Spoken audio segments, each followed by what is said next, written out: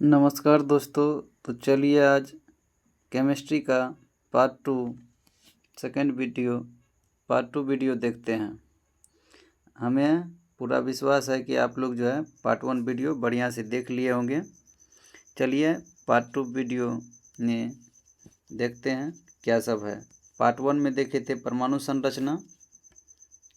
संरचना, संयोजकता और रासायनिक बंधन। अब पार्ट 2 वीडियो में देखते हैं क्या सब है। इसमें जो है यहाँ पे पार्ट 2 वीडियो यहाँ से स्टार्ट होता है।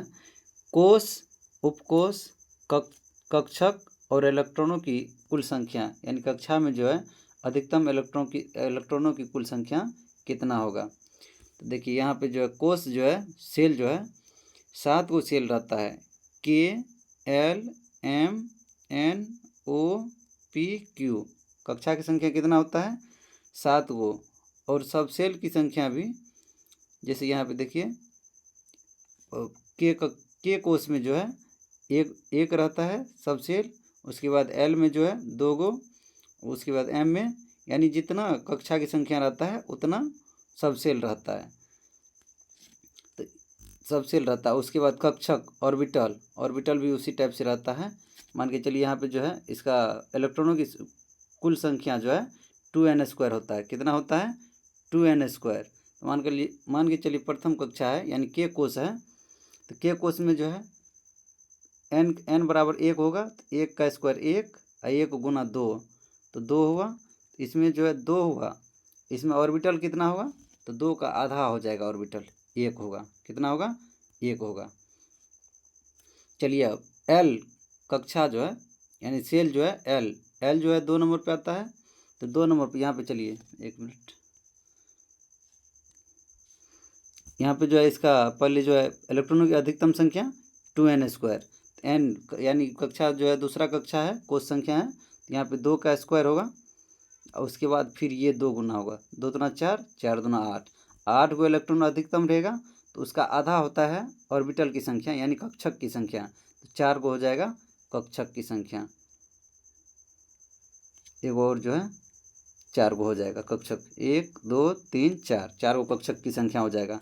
उसके बाद एम सेल में जो है एम सेल में हो जाएगा आपको, यानी कक्षा के एम सेल में जो है कक्षक की संख्या ऊपर 3 होगा। तो 3 में देख लीजिए अब n बराबर जो है 3 होगा। तो 3 3 9, 9 दूना 18। तो 18 का आधा जो है ऑर्बिटल का संख्या होता है 9 होगा।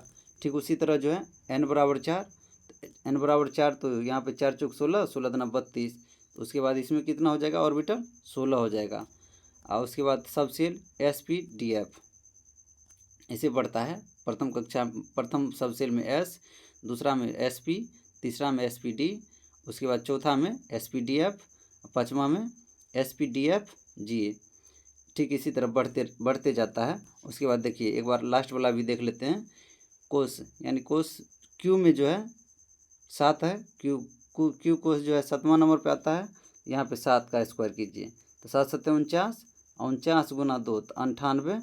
तो इसमें सब सेल कितना होगा इसका आधा होता है। तो इसमें 49 यानी ऑर्बिटल कितना होगा 49 होगा। सब सेल तो यहाँ पे जो है 7 गो है तो 7 गो होगा।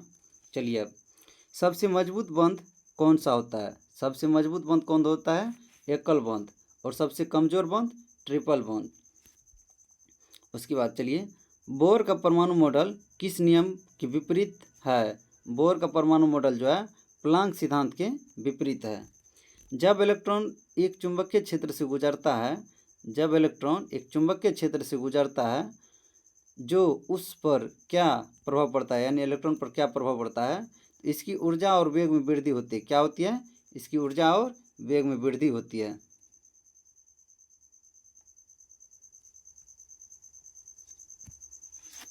चलिए संयोजकता का इलेक्ट्रॉनिक सिद्धांत किसने प्रतिपादित किया। तो कोसेल तथा लेविस ने 1916 में। यानी संयोजकता का जो इलेक्ट्रॉनिक सिद्धांत किसने प्रतिपादित किया कोसेल और लेविस ने 1916 में।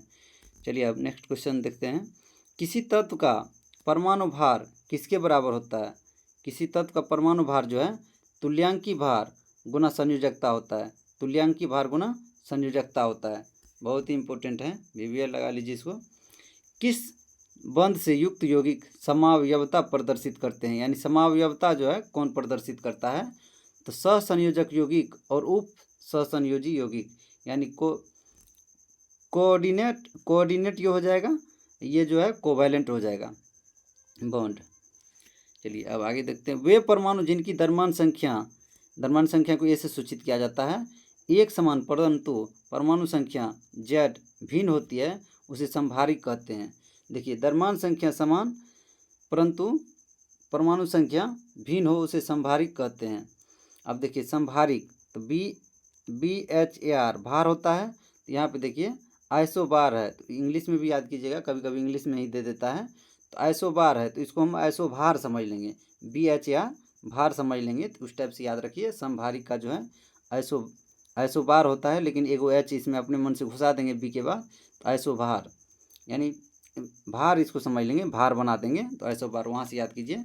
उदाहरण के लिए जो है देखिए एक बार फिर से देख लीजिए, वे परमाणु जिनकी द्रव्यमान संख्या एक समान परंतु परमाणु संख्या भिन्न होती है संभारिक कहलाती है। यानी द्रव्यमान संख्या समान रहेगा, द्रव्यमान संख्या अगर समान रहेगा तो संभारिक होगा। जैसे एग्जाम्पल में आर्गन परमाणु संख्या इसका 18 है और द्रव्यमान संख्या जो है 40 है। पोटेशियम इसका जो है परमाणु संख्या जो है 19 है और उसके बाद द्रव्यमान संख्या 40 है। तो देखिए परमाणु संख्या अलग अलग है, भिन्न भिन्न है, लेकिन द्रव्यमान संख्या जो है दोनों 40-40 है, ऊपर में जो है द्रव्यमान संख्या प्रदर्शित करता है। सहसंयोजक बंधों का निर्माण कैसे होता है, यानी सहसंयोजक बंधों का निर्माण जो है कैसे होता है, सहसंयोजक बंधों का निर्माण कैसे होता है, तो इलेक्ट्रॉनों की परस्पर साझेदारी से, इलेक्ट्रॉनों की जो है परस्पर साझेदारी से इलेक्ट्रॉन की परस्पर साझेदारी से सहसंयोजक बंधों का निर्माण होता है। चलिए अब आगे देख लेते हैं। सहसंयोजक यौगिक के अणु आपस में किस बल से बंधे होते हैं, यानी सहसंयोजक यौगिक जो है एक दूसरे से किस बल के कारण जुड़े रहते हैं, इसका हो जाएगा वांडर वाल बल से। वह कौन सा तत्व है जिसके अणु में सहसंयोजक बंध होते हैं, वह कौन सा यौगिक है जिसके अणु में सहसंयोजक बंध होते हैं, बंद होते हुए भी विद्युत का सुचालक होते हैं, बंद होते हुए भी क्या होता है, विद्युत का सुचालक होता है। तो ग्रेफाइट जो कि कार्बन का एक अपरूप है, ग्रेफाइट जो कि कार्बन का एक अपरूप है, कार्बन का जो अपरूप है ये जो है विद्युत का सुचालक और सहसंयोजक बंधन का निर्माण करता है।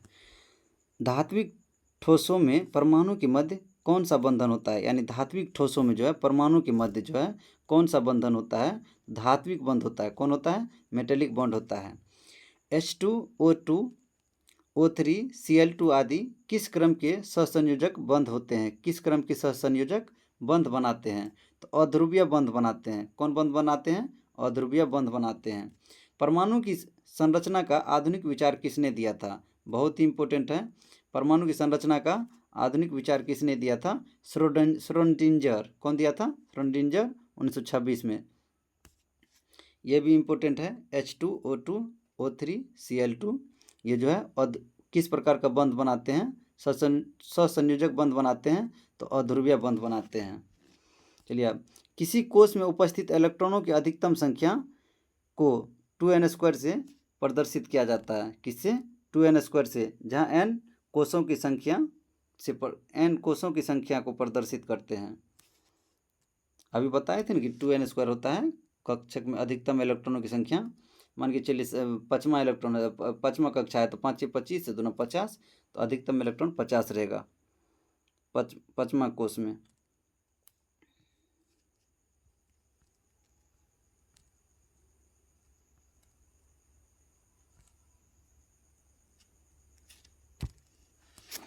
किसी कोष की क्रम संख्या व्यक्त की जाती है, किसी कोष की क्रम संख्या कैसे व्यक्त की जाती है, तो उस कोष में उपकोषों की संख्या, यानी उस कक्षा में जो है सब सेल की संख्या से व्यक्त किया जाता है कि कितना उसका जो है क्या कहते हैं, कोष होगा, क्रम होगा। जैसे किसी कोष की क्रम संख्या क्या व्यक्त करती है, तो उस कोष में उपकोषों की संख्या व्यक्त करती है। अवोगाड्रो संख्या किसने ज्ञात की थी, तो जोसेफ लसमिट ने। अवोगाड्रो संख्या किसने ज्ञात किया था, तो जोसेफ लसमिट ने। उसके बाद सोडियम क्लोराइड में कौन सा बंध होता है, तो वैद्युत संयोजी बंध होता है। यानी वैद्युत संयोजी या इसको आयनिक बॉन्ड भी कहते हैं। तो आयनिक बॉन्ड जो है धातु और अधातु के बीच लगता है। इसमें जो है धातु एगो इलेक्ट्रॉन त्याग करता है, दूसरा क्लोरीन जो है एक इलेक्ट्रॉन ग्रहण करता है।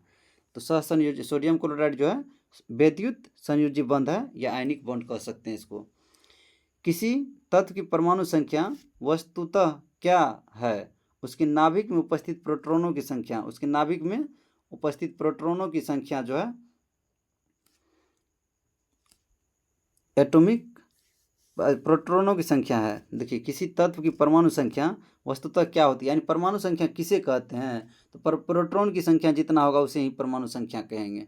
चलिए अब इसको देख लेते हैं। संयोजी कोष व संयोजी इलेक्ट्रॉन।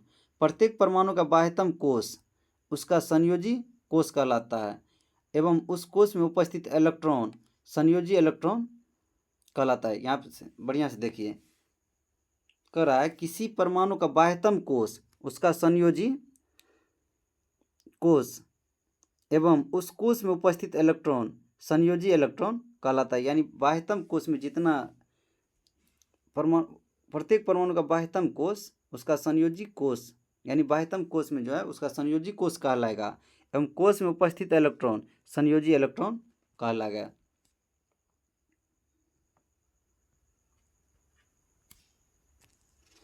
पदार्थ की नवीनतम खोज की अवस्था है।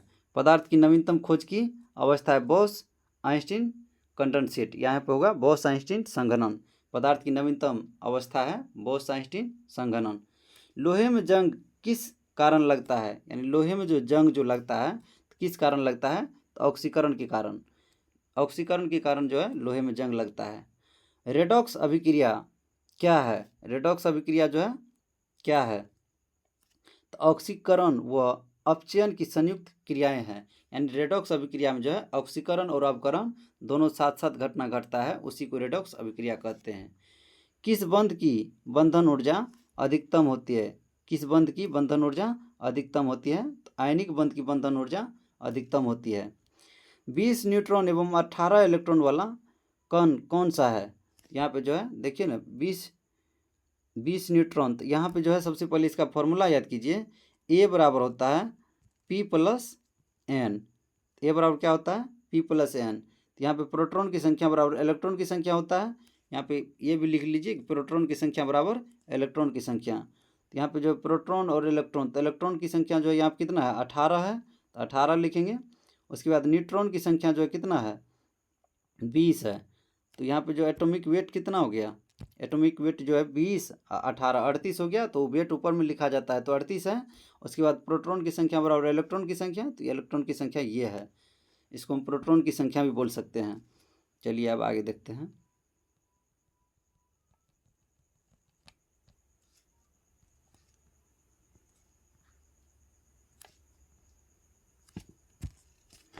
परमाणु रिएक्टरों में प्रयुक्त यूरेनियम का परमाणु समस्थानिक कौन है, यानी यूरेनियम का जो है परमाणु समस्थानिक कौन है, तो यूरेनियम 235। इलेक्ट्रॉन का एंटी पार्टिकल होता है, यानी इलेक्ट्रॉन का जो एंटी पार्टिकल कौन होता है, तो पॉजिट्रॉन होता है। कौन होता है, पॉजिट्रॉन होता है।